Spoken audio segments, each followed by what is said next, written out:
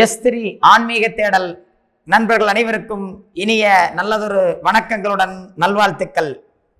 ரிஷபராசி நண்பர்களே, நீண்ட காலத்திற்கு பிறகு உங்களுக்கு ஒரு குதூகலமான மாதம்.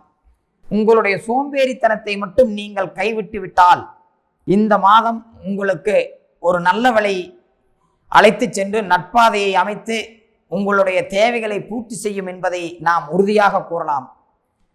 பயணங்களில் மட்டும் கவனம் தேவை. அதுவும் தொலைதூர பயணங்களில் கவனம் தேவை. வாகனங்களில் கொஞ்சம் கவனமாக இருங்கள். மிருகங்களிடம் இந்த மாதம் கொஞ்சம் கவனமாக இருங்கள்.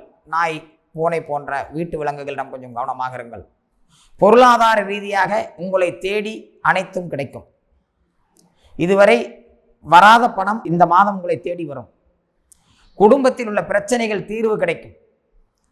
உடல்நலம் சார்ந்த பிரச்சனைகளுக்கு கூட இந்த மாதம் உங்களுக்கு ஒரு தீர்வு கிடைக்கும். தாய் சார்ந்த உறவு கொஞ்சம் கவனமாக இருங்கள். தாய் மகன் உறவு, தாய் மகள் உறவு போன்ற விஷயங்களில் மட்டும் கொஞ்சம் கவனமாக இருங்கள். அதில் மட்டும் ஒரு சில குழப்பங்கள் தெரிகிறது. உயர்கல்வி சார்ந்த நிலை மிக மிக கவனமாக நீங்கள் முடிவெடுக்க வேண்டும்.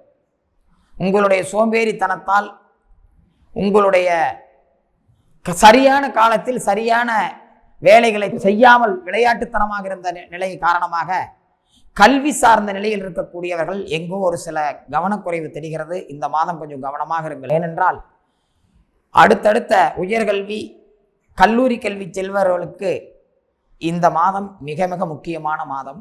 மிக கவனமாக முடிவெடுங்கள். உங்களுடைய பணிகளுக்கு முக்கியத்துவம் கொடுங்கள். காரணம், சோம்பேறித்தனம் உங்களை கட்டி போடும்.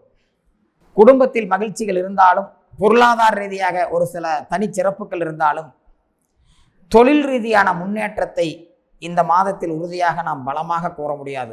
அப்படியே போய்கொண்டிருக்கும்.